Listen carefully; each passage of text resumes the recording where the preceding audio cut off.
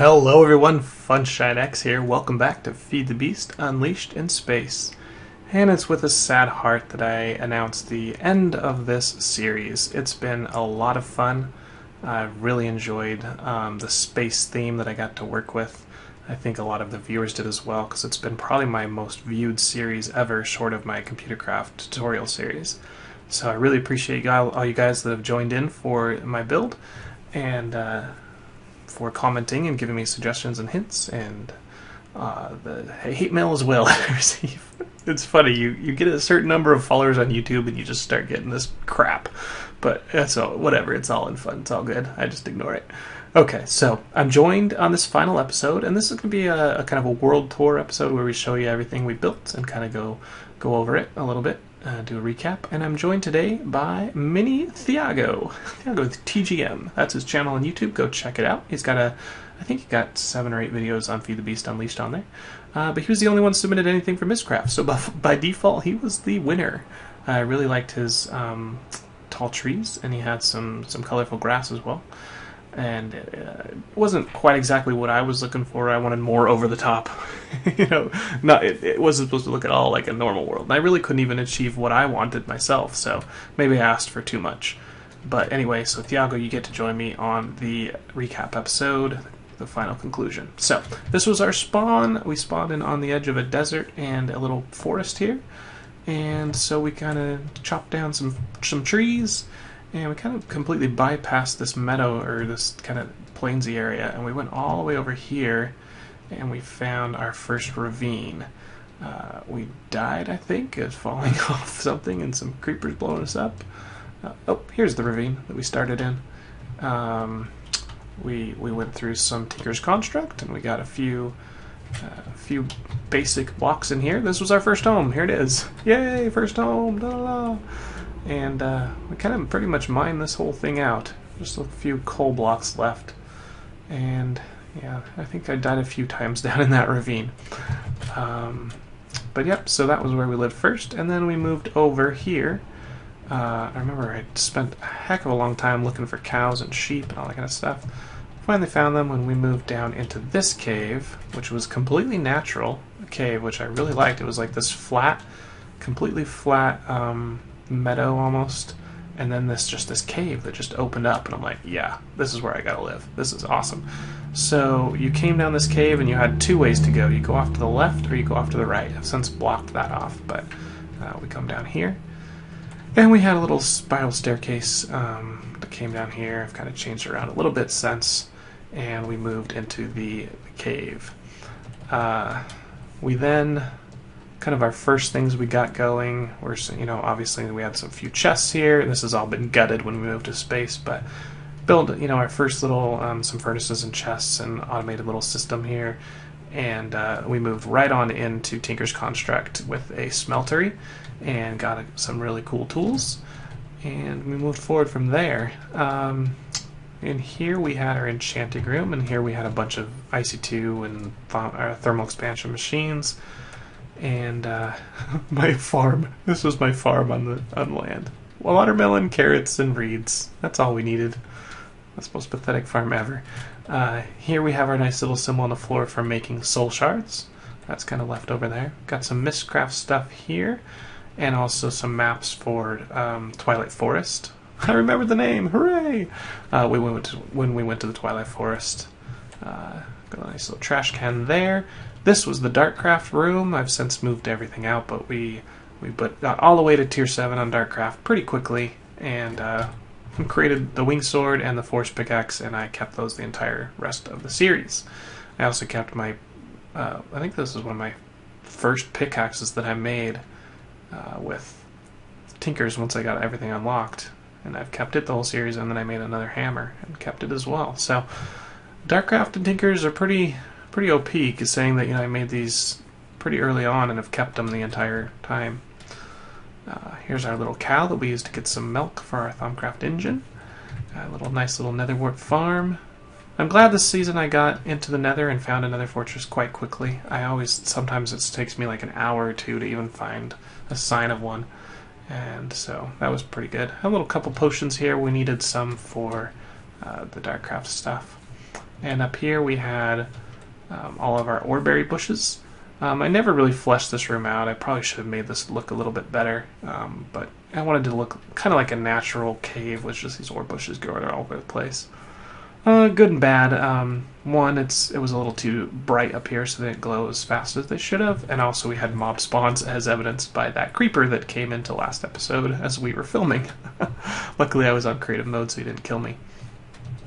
Out here we had access down to the caves, and this is this ravine anyway connects to the ravine over far away over there that we started in. But this was a really nice setup because we had one ravine, there's another one over there, another one, I can't really aim the map, over there. So we had access to tons of minerals, and you can see there's even, nope, just coal left. Completely, oh, some there, but oh well. Completely got rid of everything on this one. Obviously we used the Moon Queen worms for lighting at the beginning, because once we got one of those from the Twilight Forest, and then we moved on to the Power Fist lighting because it matched our space theme. So that was pretty much it for the vanilla world. Really don't care to go into the Nether or the Twilight Forest really, because I didn't build anything in there. They were just explore and get materials. So then it took us a while. Then we had to get a ton of Invar.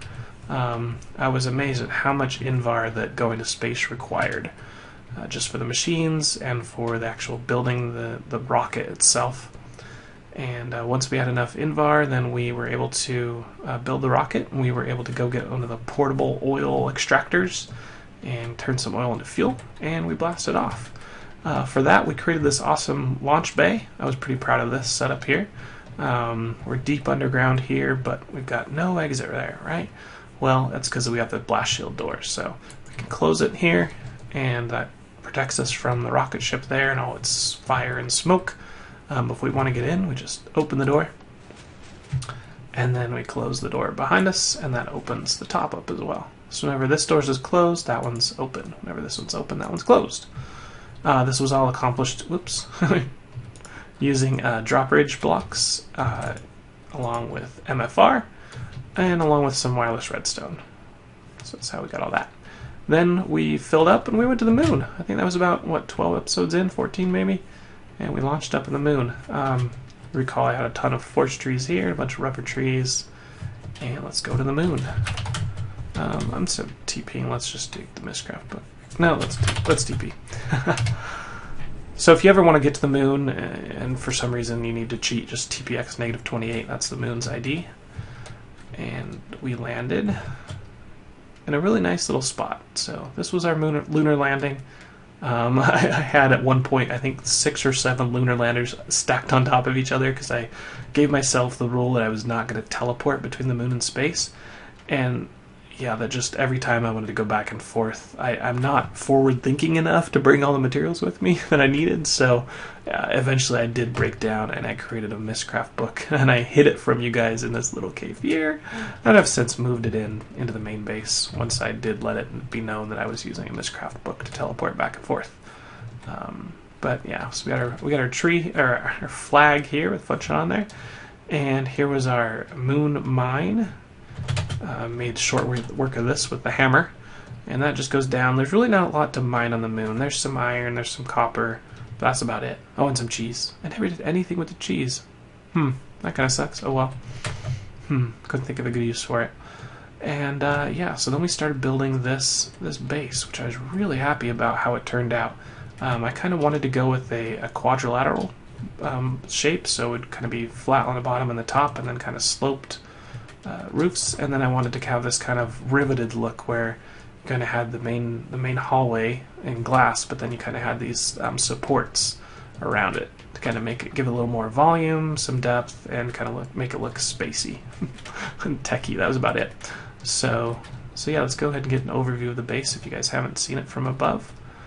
Oh yeah, we can't see it. What is this big green thing? Well, if you recall, the moon has meteors. You could see them all over the place, and they kept blowing up my base. They would take like big, huge chunks out of it, and I got really pissed off. So quite a ways into the series, I finally had enough power where I could run this system here, which is a crazy system, but these are all MFFS coercion drivers, which take power and in MJs and EUs or whatever you give it, and it turns it into whatever MFFS likes, and then you can send it out to these little storage blocks and then out to these projector blocks. And we're projecting a force field up above our base, and it's big enough to cover the whole thing so that if a meteor ever does fall, like these for instance, they don't hit our base. So let's go see how many we did collect. Not a ton, actually. They seem to not fall as often once I got this stupid thing in place.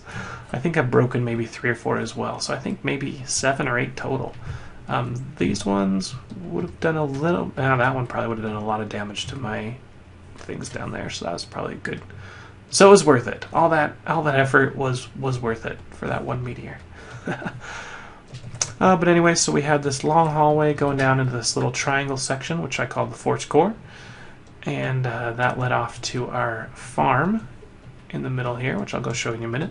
And we had these other wings that kind of led off. I was going to branch this off and build a lot more out there, but we just never had anything that needed that space. And then we had this small little wrapping hallway around here that kind of went up into our mining drill, which was how we got all of our laser drill, how we got all of our materials once we got to the moon. I did not run a single quarry this entire season.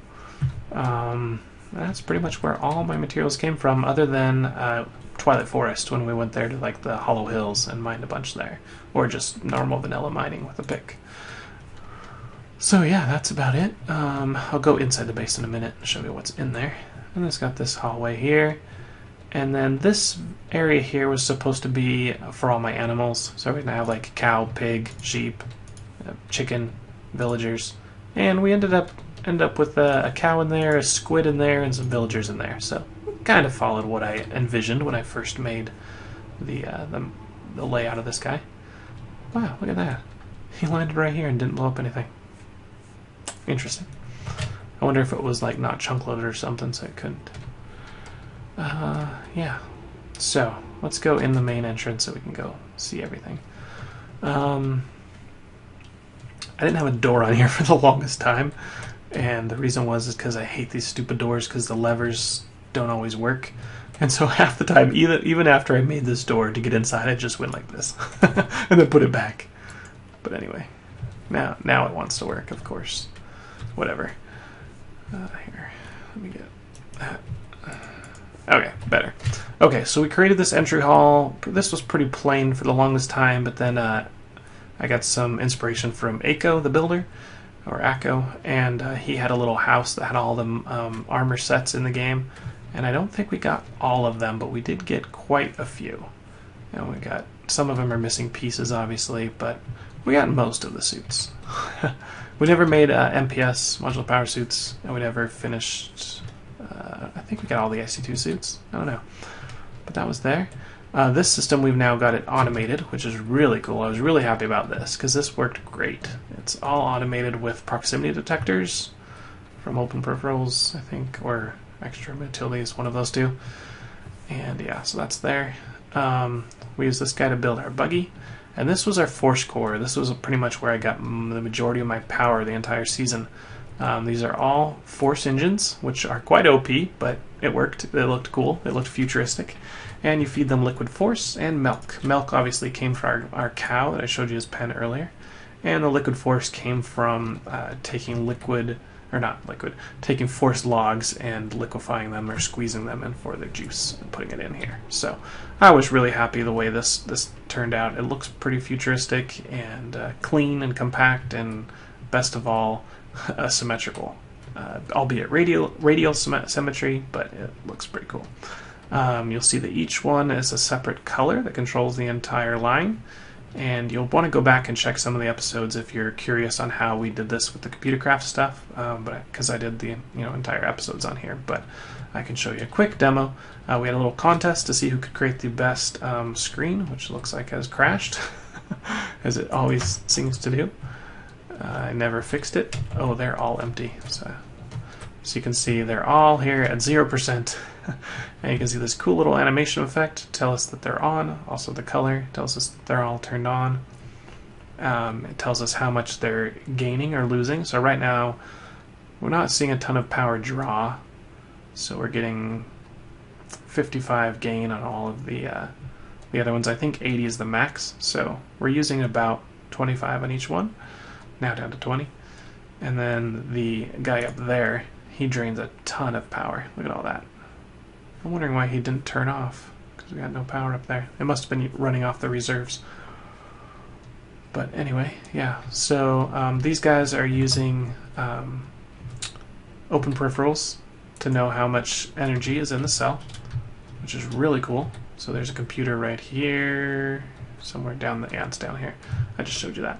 And this guy's responsible for going to each of the redstone energy cells and saying how full are you, and if you are less than a certain value, but greater, less than full but greater than, you know, whatever, it turns on. And yeah, so they're all filling back up again. We completely drained them because of that crash. And yeah, so we started pretty small. I think we had like 8 engines to go with the beginning, and now we've got, what, 8 times 8? So we've got 64 engines there going. With all the power that I'm using now, they're pretty much going full time. Almost. I think we're using that much MJ, which is quite a bit. How much are these producing each time? 10. So 10 times 64, almost 640 MJ just from this core that we're using. I could have put crushed ice in there, but I didn't do bees at all this season, so we could never get crushed ice. Let's go down this way. This was one of the coolest rooms I think I made. Up above, we have our farms. This is also drawing heavily inspiration from Aiko the Builder. But obviously I have each kind of crop. So all these using IC2 crops, or many of them are anyway. So they're growing on here. We've got MFR to chop them down and replant them. And we're gaining the little bio stuff, the sludge that comes out of there. How you doing, Thiago? But yeah, so we've got some netherwort, some reeds, some cocoa beans. This is like cotton and barley. I don't think I ever used any of the barley that I got, other than recycling it. Oh well, it was fun to build this farm. So down here was all the inner workings. Everything was stored in these deep storage units, which I really like. I'm really fond of MFR. Everything was powered by ME, so it would detect when they're, you know, full or empty and stored in there, all that kind of stuff. And we had power running everywhere. We also use this room for our tanks, and we got these nice little information panels. Everyone asked me what these are. They're so cool. These are from nuclear monitoring, I think. That's not the right name. It's nuclear something. It's an IC2 add-on. But it works for a lot of other things too. So this one is monitoring the railcraft valve to know how much is in there. And we're displaying it on a display there with the liquid sensor. So yeah, so I have that one with milk, this one with force. Oh, we never filled up our force. The whole season. Almost got there, 85. This one's got lava from the nether, and this one's got our biofuel in it. So that's pretty much this room. I thought it was really cool. In here, this is where we're getting our oxygen. This is, oh my gosh, the source of this. So difficult, or I don't know the right word to describe it. It's just irritating. Yeah, because by default, you plant a tree to get oxygen through this collector, and over time the tree's leaves disappear, and then it won't collect them again. So you got to keep replanting trees or repopulating the leaves. And it was just a pain in the A. So eventually I just went in the config file and turned that stupid setting off. I'm hoping in future versions of Galacticraft he makes another way to get oxygen. Well, actually I know there is another way, because Galacticraft is really supposed to be played with universal electricity, which has a certain machine that separates water into oxygen and hydrogen, and you're intended to use that. So we didn't have that available because we're not playing universal electricity, and so we had to use the tree method, and I just disabled the tree decay. So once we did that, it was a piece of cake. So now this thing's putting out plenty of oxygen. So that's where we get our oxygen tanks. I never did automate this, but that's okay. We can't put it in creative mode anyway. So maybe I'll just put them back. So that was that room there. over here, we've got a farm. And I made this. This is another really cool thing I made, but then didn't really end up using. And it was also to combat the same issue of trees decaying. I learned on the forums, and I didn't believe them at first, but then I tested it and it worked, that you could also get oxygen from wheat. So I planted this gigantic wheat farm. And after tons of testing on my test world, I figured out this was the size of wheat farm I needed to support this many oxygen collectors. That's 20 collectors. And they work stacked on top of each other. Even that one up there is 100% input. So that's really cool. This wheat farm was awesome. It gave us tons of oxygen. It draws a crap ton of power to power the whole thing, but it allowed us to put, I think, 13 oxygen bubble distributors from those 20 collectors. So we used that for our oxygen. I was pretty happy with that. And let's go back down this way. Yeah, I think so. Nope, we're going upstairs. I've changed my mind. So here we're back in the force core area. You can see these now are all pretty much full, so they're kind of turning off. The ones that don't have the little dot dashes animation are turned off. Got some water there I never got rid of. Out there we planted some forest trees and some rubber. At one time we had a Steve's cart system mining forest trees or chopping forest trees for us, but it was just too slow. So we got rid of it and replaced it with MFR. And I'll talk about that in a minute. Let's go down this hallway. And yeah, so we got this cow in here. It wasn't the best method. What I would have liked to done is have this entire wing oxygen sealed. Not going to happen. There was just way too many bugs with oxygen sealers to do what I really wanted. There's a bug that if you put a sealed room, a airlock, and then another sealed room, and you open the door,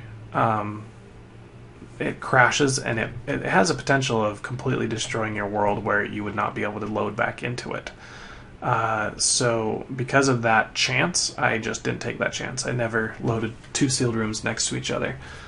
So there is a chance when I open this door and then close it again, the cow will take a little bit of damage. Yeah, he just took some damage. I think I just hit that bug. Wow.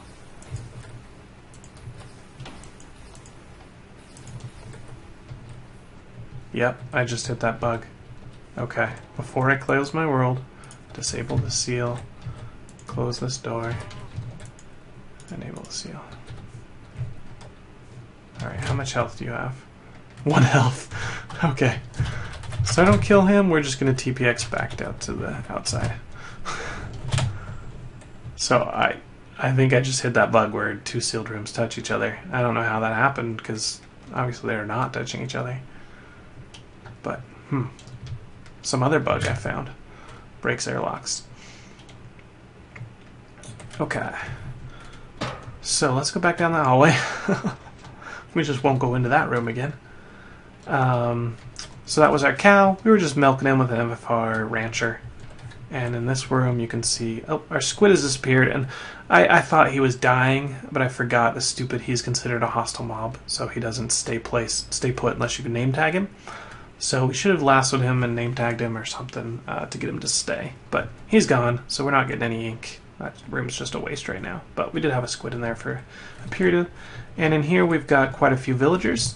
I'm not going to open that again because of this airlock bug. But the cool thing about it is this block here, which is the trading post. So I don't even have to go in there, other than maybe to breed them. But I could just do that by placing some doors around here.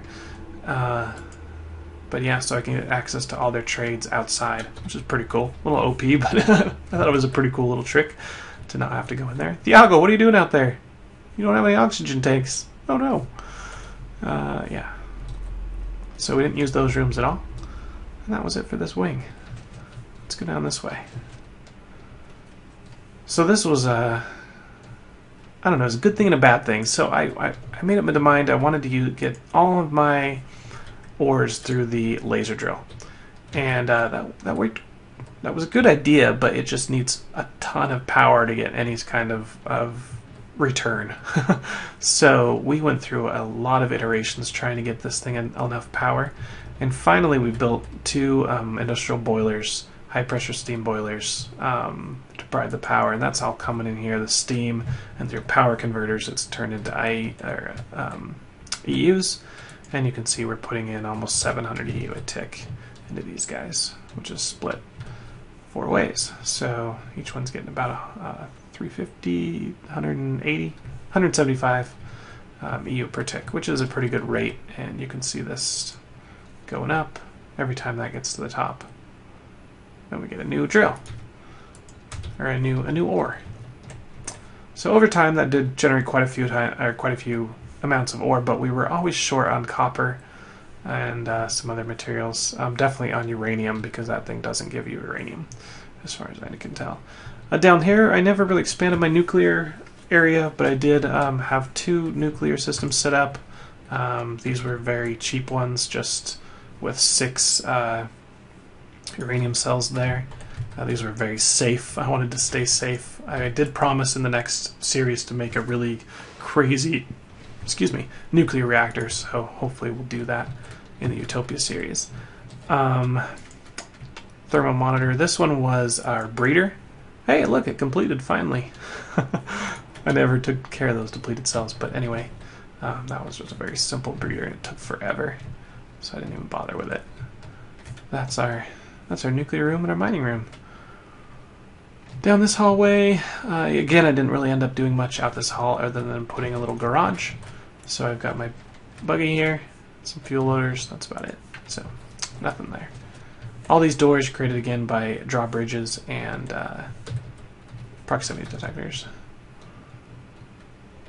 Alright, so let's go down to where I spent most of my area. And I forgot, I've got a new little way down there. I added this pretty late in the series, but everyone's like, you need an elevator or something to get down, because I kept going down through the force cord in the middle. So I've got this little area here. I don't need any arcane levitators or any elevator, because I'm in space, I can fly, right? Okay. I've got some villagers. Oh, you never got named. Did you lose your name? I lassoed my villagers and gave them names. He lost it, apparently. Oh well. So what's all in here? Well, these are also industrial information panels from the nuclear sensors mod, or whatever it's called. And so we've got all 3 reactors, how much power is going to the laser drill, our MFE set up here. It all looks this theme of kind of gray, gray and blue that I went with. So this is our crafting automatic crafting thing. I had this to-do list, which is really cool. Again, copied from Mako. He's just a really good builder, so I guess imitation is the best form of flattery. I did use a lot of the ideas that he had that were just good. I couldn't come up with anything better for a to-do list than use this information panel, so why not do it? And definitely credit goes to him. In here we've got some on kind of our automated system, so I'm storing all my moon blocks here in deep storage units, and I didn't need a ton of storage. You can look at, none of these really got too full, so I think I built just around the right amount of storage. When I first built this room, I envisioned it having these almost like a server rack room, where it was just going to be these ME drives all over the whole wall, but we didn't end up needing that. This guy was our main input chest, so everything flowed into white, and got exported out into the ME system. This one was crafting some scrap boxes for our recycling system, and this one is where our ink was coming in, and it's not anymore because our squid disappeared. So that was this main room here. Oh, when I showed you the force core, I didn't show you everything else. So obviously we made some creosote, didn't do much with it once we stopped doing Steve's carts. Here's our industrial steam boilers. Been running forever on this biofuel. They're nice. You just set it and forget it, right? As long as you have enough biofuel being produced, these guys just chug, 350 MJ per tick each. We had a lot of struggles trying to get the all the steam teleported correctly, the right values, but we eventually got that solved. Down this way is where we moved our enchanting area. This is the really cool enchanting table, Enchanting Plus. I have the anvil, a couple Mistcraft books. That goes home, that goes out to the space station, which will go next. And here we have a forestry farm. If you remember the beginning of the series when I first started making this, these MFR harvesters could not do force leaves. Ooh, look at nugget. But there was a patch that was put out, and it wasn't even by the creator of MFR, it was somebody else putting out a patch that allowed these guys to do MFR, or harvest these force logs.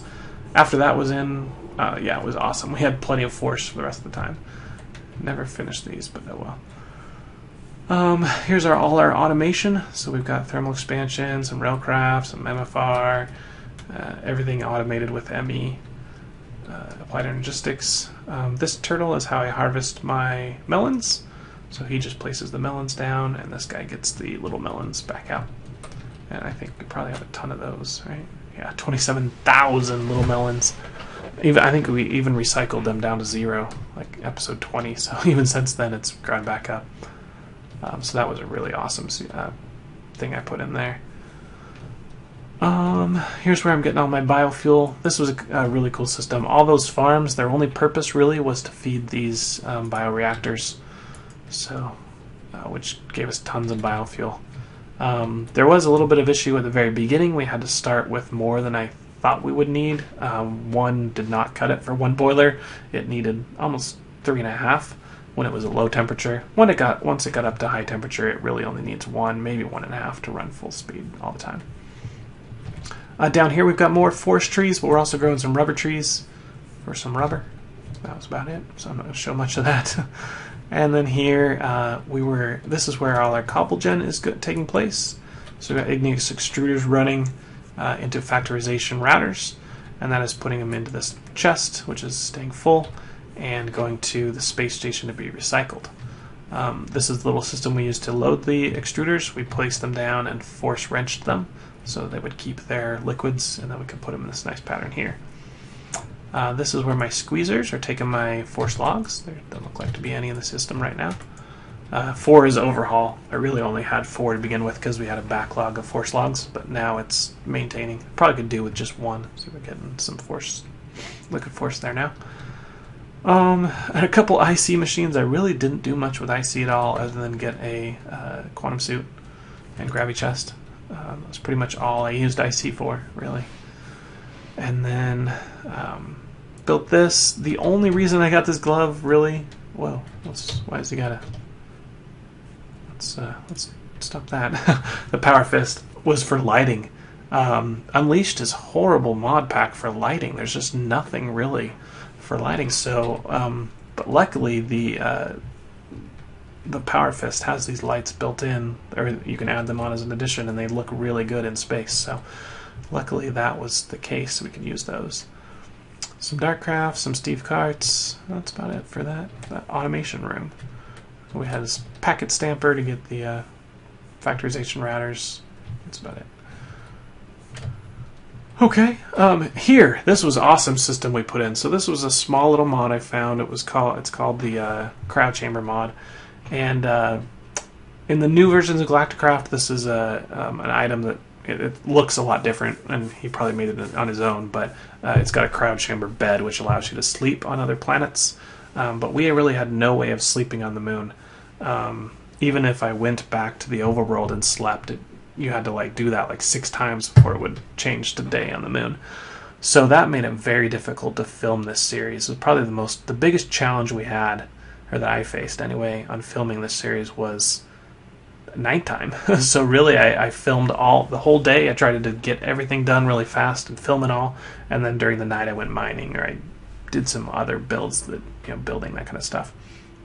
But once we put this mod in, we didn't have to worry about that anymore. It's just a simple block. You click on it with any source of power, such as a Laptron crystal. That changes it to day, but it also makes you nauseous and mining fatigue and all that. So I've had a little straw here where I could put some milk down and drink the milk to get rid of all the effects. So that was awesome. I loved that. Once we put that in, I didn't have to worry about that anymore. Here was our Buildcraft gate stuff. We didn't actually do a ton of gates other than for the force core. At first we had some gates there to detect, hello, Matthew Bates, to detect how full they were, but once we started using open peripherals we didn't need it, so I didn't really use a lot of Buildcraft gates.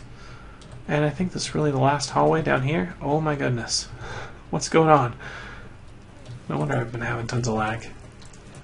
So the problem here is, that's a little loud. This area is chunk loaded. This area is not. It's just barely outside the range. And so even though these levers are turned on, so that should prevent the spawning, they keep spawning anyway until I come down and load this chunk, and then those load and turns off. So that happened a few times. But we're getting some mob essence into this tank here. We never really filled it up because we didn't ever run this for very long. And I never added really many hostile mobs there like I planned to. But we used soul shards to get some drops and some mob essence, some experience, that kind of stuff. Thiago, what are you doing in the cage? How did you even get in there? Man, dude, you're crazy. Okay, so these systems were really cool once we got them working. Basically, there's an ME system that detects how many of something dropped. Like, for instance, this one over here is the sheep tank. And so it just detects how much wool we have in the ME system. If we don't have a lot, it spawns sheeps. They get killed by the grinder there, and we get the sheep, or get their wool. So we maintained all our materials that way from mob drops. I had like zombie brains, and I can't remember everything was in here, but go check out that episode if you want to see how we automated all of that. And the last thing I think we need to do is go check out the space station.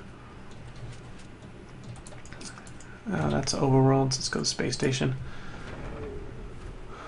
So we did some really cool stuff here. We've got a Mistcraft portal. Someone said, put a wall on that, it looks bad. I'm like, no, that looks awesome. You can see the stars, and you're like, you just walk out into space. And instead you get teleported. I don't know, I like it. So we used a black and purple theme here. A lot of black and purple. But yeah, who didn't close the hatch? There we go. So we got an airlock out there into space. If we want to go on a spacewalk, down this way we have all of our recyclers. So again, that's being fed by our cobble gen out to these routers, which are inserting it into the recyclers to get scrap. The scrap is being extracted by this router and putting into a white ender chest back to the base on the moon. And then it's being auto-crafted into scrap boxes where we saw that taking place. And then that is exported to this yellow, because scrap boxes are yellow. And that gets pumped down into here with this node extractor, which is pretty cool. Into this guy, which inserts into the bottom. The only reason I used this router here was so they could go into the bottom and look cool. And so it's recycling these scrap boxes. Cause it must be nighttime because it's not progressing. And then those UU matter is going back into the system.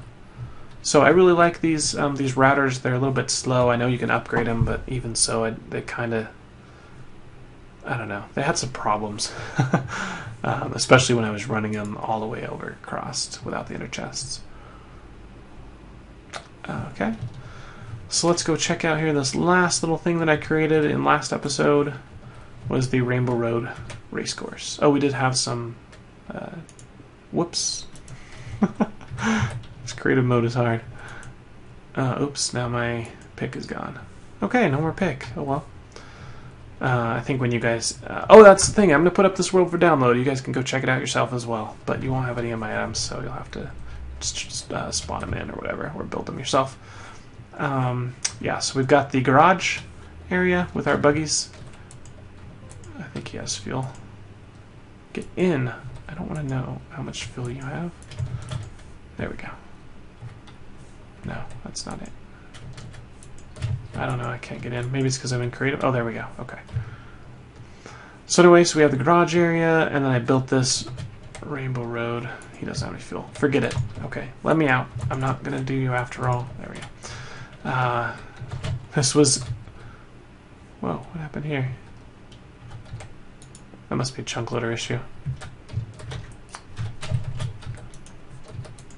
There we go. Okay, so that's an advanced information panel to make the finish line. But yeah, so this is pretty much almost one-to-one block exact to the Rainbow Road course in the SNES version of Mario Kart. And I never did add the jumps or the speed boosts. I figured out a way to do it though. Buggies in water go twice as fast. found that out on the Dystopia series, but I could have put some water somehow and made these buggies go. I think if I put carpet with water under it, it might have sped you up, so you wouldn't have seen the water, but you would have been able to drive over it fast. But anyway, yeah, this was my Rainbow Road. I think I fell off right back on that corner when I did this. And then the plan was here to use some arcane levitators, and I just, they don't work. When you're in a buggy, you just fall. So, well, I just found my buggy. There's my buggy. Oh, it's funny. When I fell off, I fell and got stuffed into the Overworld underground. And there's the buggy sitting right there. Interesting. Okay. So that's the Rainbow Road, that's the space station, that's my moon base, and that's everything, guys. That's going to wrap it up. I am going to put this up for download. It's going to go on whatever file share system I can find, Dropbox, whatever. So if try and download it first, because I guarantee you after a certain number of downloads, it's going to complain that you've downloaded it too much and it's not longer available. And at that point, I'm not going to really do much to fix it. So if you're looking at this video and it's a month afterward, I wouldn't bother, because it's probably not going to be there. But if you're one of the first people to go watch the videos, then you are my loyal subscribers, and you will be treated with the world download. Again, you can teleport TPX 0 to go to the main base, TPX negative 28 to go to the moon. TPX, I don't know what this space station is. I think it's positive 21. I'm not sure.